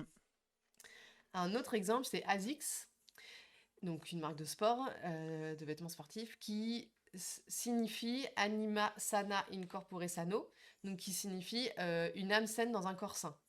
Donc vous voyez là, ils sont allés encore sur autre chose, ils sont allés chercher du latin, donc une autre langue, et donc qu'ils ont condensé. Pour reprendre que les premières lettres Exactement, et c'est faire ça. ce nom. Et en fait, on ne sait même pas que c'est un acronyme.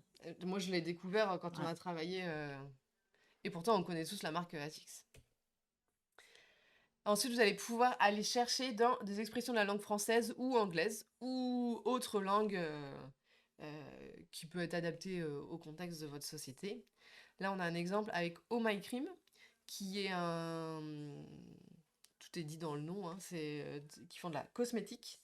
Et donc, en fait, qui est un jeu de mots avec le Oh My God. Voilà. Tout simplement. Tellement la crème est bien, on dit waouh, oh my god. Je sais pas, j'ai jamais testé, mais... Je sais pas, moi non plus. Vous allez pouvoir aller chercher dans les sciences aussi.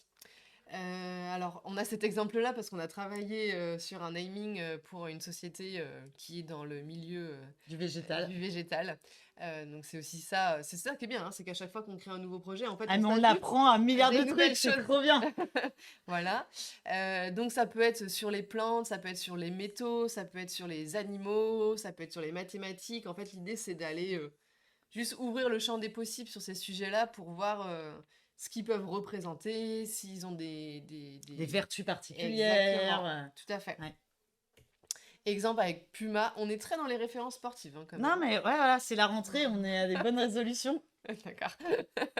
Puma, bah, pour le coup, là, c'est littéral, hein, on comprend. Puma, c'est un animal qui court vite. Donc, un Et avec animal les qui court chaussures vite. Puma, vous allez courir vite. Voilà, c'est parfait, c'est super bien trouvé. Bon, parfois, c'est un peu plus confidentiel. Ouais, mais là, et comme quoi, des fois aussi, enfoncer des portes ouvertes, ça marche bien. Hein. Bah, exactement. Mm. Vous pouvez aller chercher dans les dieux et déesses. Donc ça, c'est l'explication du nom de Nike. Mm. Donc Nike, c'est une déesse ailée. Donc on retrouve aussi un petit peu le principe du logo, qui est symbole de la victoire, du succès et de la compétition. Et donc, elle est considérée comme... elle représente la force et la rapidité. Donc pareil, ça fonctionne bien aussi avec la marque de sport. Ça peut être une anecdote ou une private joke. Exemple avec Airbnb, qui est l'abréviation de Airbed and Breakfast. Donc Airbed pour matelas gonflable. Et donc Et jeu de mots bed and breakfast. Et jeu de mots bed and breakfast, tout à fait. Et donc là, c'est les créateurs. À la base, ils ont lancé ça. C'était 2 colocs. Ils ont lancé de la location. Il y avait une pénurie de logements en Californie. Et du coup, ils ont proposé leur matelas gonflable en location. Je sais pas si c'était 5 étoiles ou pas. Mais bon, c'est comme ça que ça a démarré.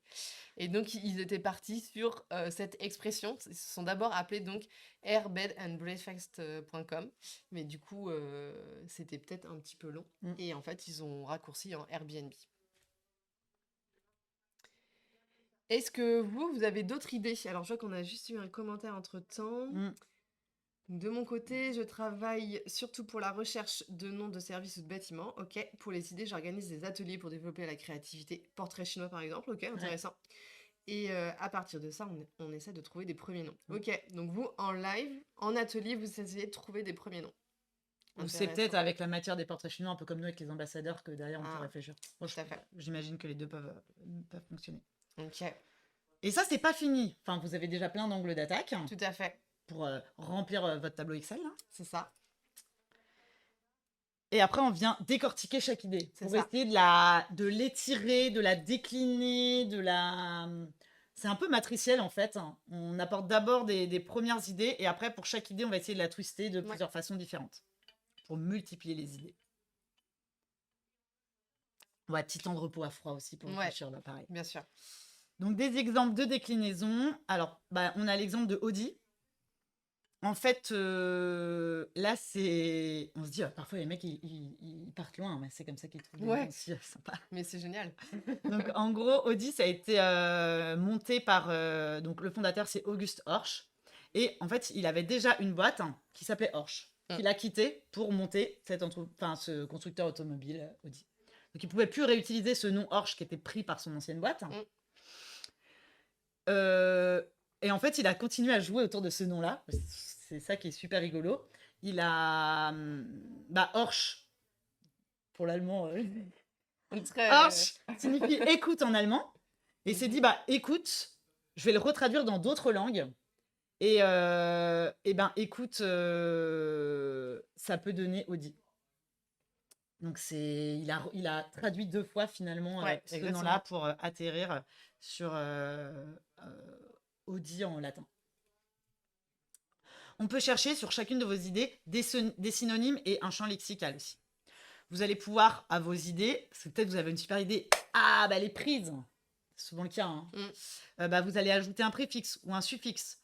Vous allez mettre un petit i, o, i, a, iom, os, s. Bon, après, vous voyez, ça va renvoyer plus ou moins une image institutionnelle, traditionnelle ou moderne, etc. Donc, il y a aussi le ER ou juste un R qui est pas mal dans l'univers des startups aussi. Ouais, qui fonctionne pas mal en ce moment. Vous allez pouvoir aussi orthographier le nom différemment. Ça, c'est beau, on le voit beaucoup en ce moment. Donc, les fans de Bernard Pivot s'arrachent les cheveux en disant « Mais comment ils ont écrit ce mot ?» Bah ouais, mais sauf que du coup, il est disponible et ça marche. Vous allez pouvoir fusionner 2 mots aussi. Un petit exemple Reno-Rennais.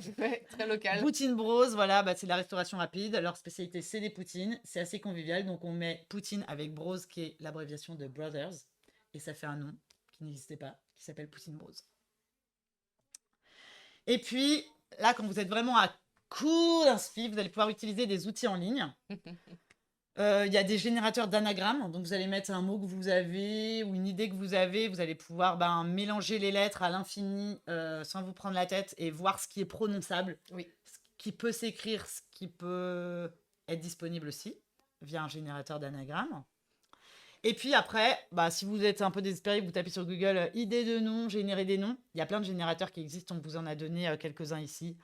Générateur.name, il y a Name Combiner qui combine des mots. Et puis, il y a aussi, celui-là, il est assez marrant, j'aime bien, Decode.fr, il génère des mots aléatoires. Donc là, c'est vraiment, vous avez plus d'idées, vous en remettez au hasard. Mais pourquoi pas, en fait? Et je crois que tu peux cocher un mot aléatoire qui est prononçable, Ah ouais, je crois. ça, c'est pas mal. Euh, Moi, honnêtement, j'ai jamais trouvé un nom comme ça. Non. Parce qu'en plus, ces générateurs de noms, là, leur business, il est lié à de l'achat de noms de domaine. Donc, en fait, il va vous générer des noms, alors avec des noms de domaine qu'ils essayent de vous vendre, souvent des trucs assez chers. C'est pas forcément hyper intelligent, c'est pas forcément ce qui va vous convenir. Mais en revanche, ça vous donne des idées, vous allez rebondir là-dessus. C'est Donc, ça. si c'est pas vos collègues qui a rempli votre tableau avec des nouvelles idées, bah, c'est peut-être ce générateur, votre collègue. Et justement, je vais venir à ce collègue virtuel que peut être l'intelligence artificielle. ChatGPT en est un exemple, il en existe plein. En fait, plutôt que d'être seul dans votre brainstorm avec vous-même ou à un moment vous vous fatiguez vous-même, vous n'avez plus de jus, bah, vous allez pouvoir converser avec cette IA et elle va vous proposer des réponses en fonction de mots-clés, de questions que vous vous posez. Pour la traduction, c'est génialissime. Et bah là, par exemple, c'était dans le cadre d'un naming pour une boîte qui un concept store pour des produits pour les familles et les enfants. Et donc, bah, on avait envie d'être autour du concept de la maison.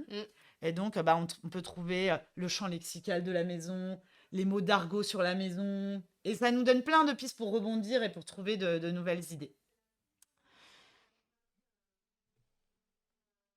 Alors, on peut avoir une panne d'inspiration. Je vois que l'heure tourne, donc je pense qu'on va squeezer cette partie. Très bien. Que vous allez pouvoir retrouver dans le support. Mais en tout cas, ce qu'on voulait vous dire, c'est que bah là, vous avez déjà vu un certain nombre de moyens de brainstormer et trouver des idées. Ouais. Et si vous êtes vraiment bloqué à un moment, il y a des petites astuces, des petits outils pour vous aider. On peut aller voir un collègue. On peut présenter sa problématique, soit directement en parlant à quelqu'un, soit en la formulant sur un chat, dans un mail, parce que formuler votre problème, formuler votre blocage, c'est déjà un point qui va vous aider. Et puis, bah, utiliser... aller chercher des références plus loin que là où vous iriez naturellement aussi, ça va vraiment vous aider parce que parfois on regarde autour de soi, on se compare que à son secteur d'activité, que à ses concurrents et en fait, aller voir dans des domaines qui n'ont rien à voir, dans la musique, dans la mode, dans des secteurs qui vont assez loin aussi dans la créativité, je trouve que ça aide et ça décomplexe. Ouais, tout à fait. Vous irez peut-être pas aussi loin qu'eux, mais ça vous permet de sortir du bocal dans lequel vous vous êtes enfermé. Ouais. Ensuite, ce qui est important, c'est de tester vos idées. Donc effectivement, c'est de regarder un peu la concurrence pour savoir où est-ce que vous vous placez. Et puis ça répond à la question de est-ce que je veux me fondre ou est-ce que je veux être en rupture avec ce que font mes petits copains. Vous allez pouvoir vérifier votre disponibilité à l'INPI. Ça, c'est indispensable. C'est presque la première étape à faire. La disponibilité du nom de domaine, bien évidemment, parce qu'il faut que... Enfin, vous allez forcément acheter un nom de domaine qui correspond. Même si vous aviez qu'un lieu physique et que vous dites, bah, je n'aurai pas de site internet. En fait, si demain, une boîte a un site avec votre nom de domaine, ça va pas du tout vous amuser. Donc, c'est hyper important de le checker. Ouais. Ça coûte 6 balles par an. Enfin, ça dépend. Hein. Il y a des noms de domaine à 50 000 $, mais... Si, j'en ai fait il n'y a pas longtemps. Je crois que c'est travel.com. Oui, c'est un truc de malade. Okay. Bon, la moyenne, dans la vie normale, c'est plutôt, je crois, c'est pas très cher, donc autant que vous protégez aussi votre marque là-dessus et pas juste à l'INPI. Exactement. C'est important de regarder aussi l'univers concurrentiel sur Google. On donnait l'exemple... Avec nos fameux quads et nos liquides, là. C'est ça. Pas même activité, mais clairement, ils sont tellement présents sur Google que, en fait, il n'y a pas de place pour vous. Donc, c'est important. Et puis, c'est pas toujours que d'autres entreprises. Aujourd'hui, avec tous les influenceurs, les personnalités, ça peut aussi être des gens avec qui on est en concurrence. Ouais. Si ça peut être le nom d'une chaîne YouTube. Oui. C'est exactement le nom d'une série, tu vois, il peut y avoir plein de choses donc, qui peuvent vous faire concurrence. Regardez sur Google. Oui, il peut y avoir un nom très approchant avec une marque qui ne vous plaît pas du tout par rapport à votre activité. Tout à fait, oui. Donc, il faut faire gaffe à ça pour éviter des confusions voilà, sur vous. Et puis, vous pouvez aussi le mettre en situation, en parler avec votre entourage, c'est-à-dire un peu compléter des phrases. Je travaille chez... le nom de votre boîte, ou j'ai acheté un téléphone chez, ou je suis allée manger chez. Enfin, vous voyez, juste essayer de faire des phrases comme ça, le placer dans des discussions, puis vous verrez si les gens y réagissent. En fait, l'idée, c'est juste de le contextualiser pour voir est-ce que ça fonctionne bien, est-ce que ça sonne bien, est-ce Ou est-ce que que... finalement vous bloquez C'est ça, ouais. exactement. Est-ce que c'est facile à prononcer sans l'avoir entendu en amont? Bon, là, c'est ce qu'on disait. Est-ce que c'est indispensable ou pas? Regardez Häagen-Dazs, ils ont bien réussi à s'imposer et pourtant, disons qu'on l'a tellement entendu que si on l'avait lu seul, c'est sûr, on aurait eu du mal à le comprendre avec le double A et le ZS à la fin. Et en vrai, tu peux même jouer sur le fait que les gens ils prononcent pas tous ta marque pareil parce que Aussi, justement sur Uber c'est super oui, drôle. C'est limite un gag les gens qui disent Uber quoi. c'est quand même écrit, il y a 4 lettres, on peut dire Uber. Moi, je dis Uber, Uber. voilà. Et est-ce que c'est grave? Bah non, tant que la marque elle fonctionne. Exactement, Voilà. tout à fait. Mais on peut se dire, moi c'est mon souhait que ça se prononce C'est ça. facilement parce que j'ai pas envie que des gens prononcent ma marque de la mauvaise façon. Si c'est important pour vous, bah go, c'est un élément qui est dans le brief et voilà. Si aussi vous avez un enjeu, moi j'en sais rien d'accessibilité, de proximité avec vos publics, essayons d'avoir un truc ultra consensuel où il n'y a pas de doute parce que ça va être cohérent avec qui vous êtes. Et donc, n'essayons pas de mettre des trucs un peu tordus que 5 personnes vont prononcer de Ouais, façon tout à fait. différente. Il faut juste que ça soit juste et que ça soit cohérent avec votre marque. Et puis, du coup, la dernière étape, c'est de protéger votre nom. Parce que là, vous avez fait tout le job. Tout le monde est convaincu. C'est pour vous le faire piquer à la Voilà. fin. C'est pas moment de vous le faire piquer. Donc ça, c'est indispensable. Il faut déposer votre nom à l'INPI. Donc, l'INPI, vous pouvez tout faire en ligne. En fait, ça fonctionne. Vous avez différentes classes qui représentent des secteurs d'activité. Je crois qu'il y en a 45 au total. Et en fait, vous allez pouvoir déposer votre marque dans une ou plusieurs classes. Il faut savoir que c'est de base 190 € pour 10 ans et 40 € la classe supplémentaire. Donc si vous êtes une énorme marque à l'international, que vous avez des cabinets de juristes, d'avocats, etc. Vous allez faire un peu de shopping à l'INPI. Voilà. Faites chauffer la carte bancaire à l'INPI, c'est bon. Si vous êtes sur une marque locale, commencez déjà par vos classes qui vous concernent. Parce que c'est ça. De tout acheter, Exactement, tout sécuriser. Tout à fait. Et puis, donc oui, ça protège pour 10 ans et le renouvellement pour 10 ans supplémentaires, c'est 290 €. Donc j'ai re-regardé parce que ça nous semblait curieux aussi, mais effectivement, c'est bien ça. Et effectivement, si vous déposez votre nom de marque dans 10 classes sur 45, quelqu'un d'autre peut déposer le même nom dans d'autres classes. Mais ça, on ne peut pas l'empêcher. Est-ce que c'est une problématique? Bah, ça dépend. C'est sûr que là, notre cas de client qui s'est fait manger sur Google par des quads, bah, c'est un peu embêtant. Voilà, il faut juste le savoir. Et puis, bah, restez en veille parce que peut-être vous avez tout bien checké, vous avez fait votre benchmark, vous avez comparé, ok, votre nom il est unique, vous l'avez protégé, vous l'avez déposé. Mais derrière, il peut y avoir des petits nouveaux sur le marché. Bien sûr. Donc ça, c'est important que vous restiez un petit peu en vigilance. Et en fait, il est possible d'engager des poursuites contre quelqu'un qui aura un nom trop proche du vôtre. Pour concurrence déloyale, s'il y a un risque de confusion, et ben c'était le cas de notre client. Et le problème, c'est qu'ils avaient un nom qui était assez proche. Enfin, il y avait une lettre d'écart, en fait. Ouais, et puis dans la prononciation, c'était assez proche aussi. Ouais, même si le sens derrière était pas le même, mais à une lettre d'écart, enfin, il y avait une vraie confusion, et c'était dans le même secteur d'activité. Et donc, c'est ça le problème. Et donc, bah, eux, pour le coup, c'est eux qui se sont fait... qui ont failli se faire attaquer. Mais ça peut être aussi dans l'autre sens, c'est-à-dire que vous soyez vigilants, s'il y a des marques qui s'approchent trop de votre univers et de votre marque, bah, vous pouvez engager des actions, ou en tout cas leur dire faites gaffe parce que nous on compte bien protéger notre marque et les faire aussi changer d'avis. Ok, on arrive à la fin. Yes. On a des petits quiz pour finaliser. Parce qu'on on vous a donné plein d'exemples de marques tout au long de la presse. Et on voulait finir avec un petit jeu. Donc, on a 3 questions. Bah, Donc, c'est pas, oui, c'est pas une interro de rentrée, hein, rassurez-vous, c'est pas trop notre style. Vous allez voir la C'est plus question. c'est plus pour C'est s'amuser et pour exactement, voir comment le cerveau interprète une idée ou c'est ça, jusqu'où il peut aller. C'est plutôt ça qui nous amuse. exactement. Alors, du coup, vous avez un Slido qui va démarrer. Ok, aussi, si vous connaissez pas cet outil, c'est l'occasion de le découvrir. Tout à fait. Hop. C'est un outil en ligne dans lequel vous allez pouvoir répondre aux questions. On a notre collègue Emma qui est en train de gérer tout ça. Donc, Pas facile d'être à la régie. elle nous- 10 elle trucs nous à fait faire faire. en parallèle. Soyez sympa avec elle. Elle assure. Donc, elle nous fait signe dès que c'est bon. Donc, qu'est-ce qu'on va faire dans ce quiz?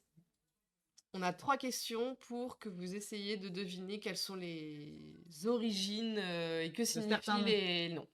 Donc, des noms très connus. Sinon, on peut vous poser la question comme ça. Ouais, on va commencer Ouais. avec la première. Donc, la première question, c'est avec la marque Timberland. Donc, land, ça signifie pays. Jusque-là, c'est assez commun dans la langue anglaise. Et donc, selon vous, à quoi fait référence Timber? Moi, c'est comme ça qu'on dit. Donc, toi, t'as la réponse maintenant, mais Ouais. ça La t'évoquait chercher. quelque chose? Non, je suis allée chercher en vrai, je savais pas ce que ça voulait dire. Voilà, donc là, vous allez pouvoir... Est-ce que c'est le nom du fondateur, Timber? Le mec, il met son nom et après le pays. C'est mon pays, c'est chez moi. C'est Elon Musk, en fait. Est-ce que c'est le mot que les bûcherons américains crient pour prévenir de la chute d'un arbre? Est-ce que ça ne veut rien dire, mais ça sonne bien?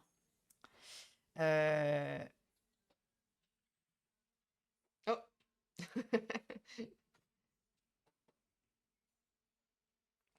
On va vous donner Bon, la réponse. on a la réponse. C'est le mot que les bûcherons américains crient pour prévenir de la chute d'un arbre. C'est bien ça. Donc vous savez, les Timberland, c'est les grosses chaussures un peu de sécurité, mais qu'aujourd'hui on porte aussi en ville, qui se sont un peu exportées au niveau de la mode, mais qui à la base sont pour des travailleurs du bois. Et en fait, timber, c'est une sorte de bois qui est utilisé pour la Aussi, construction. ouais, Voilà. exactement, c'est ça. Donc en fait, c'est vraiment l'univers dans lequel C'est une expression vraiment existe liée à la chaussure de tout à base, fait. alors qu'en fait, c'est utilisé pour marcher en centre-ville, pas du tout pour aller couper du bois. Mais on est vraiment, en tout cas, dans l'univers Ils font les deux, de la marque. Oui, tout à fait. Tout à fait. Ok, notre deuxième petite question, c'est que signifie Il me manque quelques lettres. Ouais, c'est Volkswagen. Volkswagen en allemand. On est très sur l'allemand, hein, cette rentrée-là. Hein. Bah, en Ça même fait la temps, troisième référence. Il y a des belles marques allemandes. Voilà, c'est ça. Moi, pour le coup, je suis assez nulle en allemand, mais je l'ai là. Donc, est-ce que c'est créateur automobile, voiture sécurisée ou voiture du peuple? Ah oui. Tu l'as toi aussi? Ouais, non, mais Oh. pas parce que j'ai fait de l'allemand. Mais plus parce que je trouve qu'il y en a une qui fait plus de sens que les autres. Il y a une histoire plus sympa que les autres. C'est la voiture du peuple. Oui, exactement. Ouais.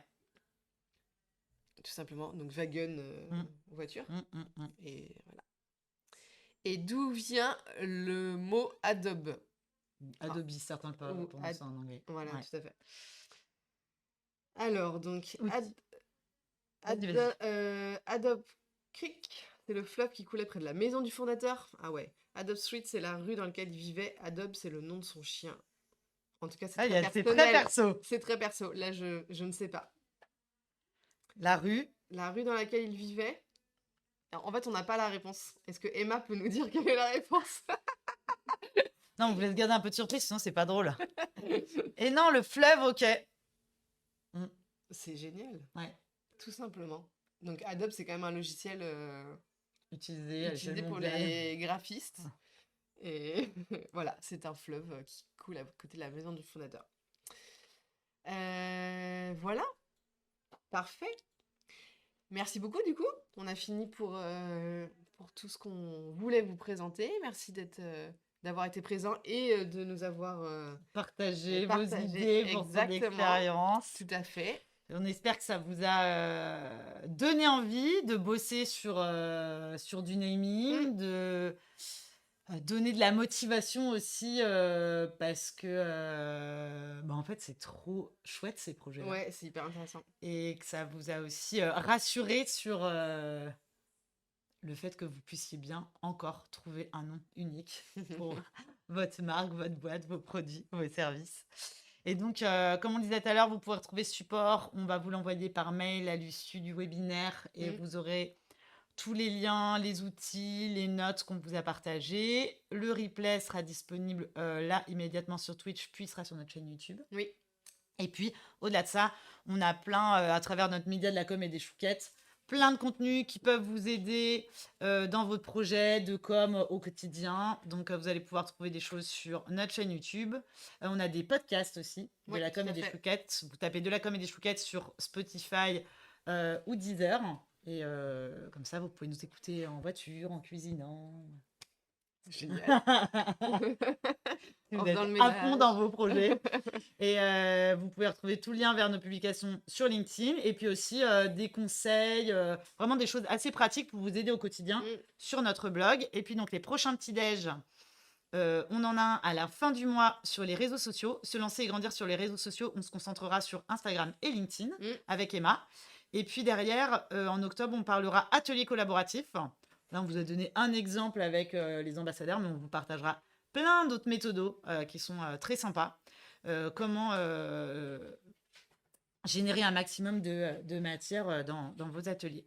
Et puis, on a aussi les dates de novembre et décembre, puisqu'en fait, tous les ans, en janvier, on publie nos 12 Le calendrier de dates l'année. de webinaires. Voilà, donc n'hésitez pas à aller voir ce qui vous plaît. Et puis, si vous avez passé un bon moment avec nous ce matin, ça serait super sympa si vous preniez 30 secondes pour nous laisser un avis sur Google My Business. Vous tapez Concept Image sur Google, sur la droite, vous avez notre blog Google My Business, vous cliquez sur Déposer un avis. On vous met le lien aussi là dans le chat, vous avez juste à cliquer. Si vous pouvez nous dire ce que vous en avez pensé, c'est hyper important aussi pour nous d'avoir ces retours. Tout à Ou fait. juste vous êtes pressé, vous nous mettez des étoiles, c'est déjà très bien. Parce que ça aide aussi notre référencement naturel. Clairement. Et donc, c'est un vrai plus pour nous.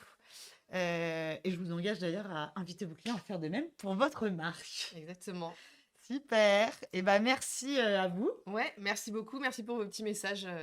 Bonne journée à tous. Ouais, bonne journée et à très bientôt. Ouais, rendez-vous dans fin de mois. Bonne journée. Au revoir.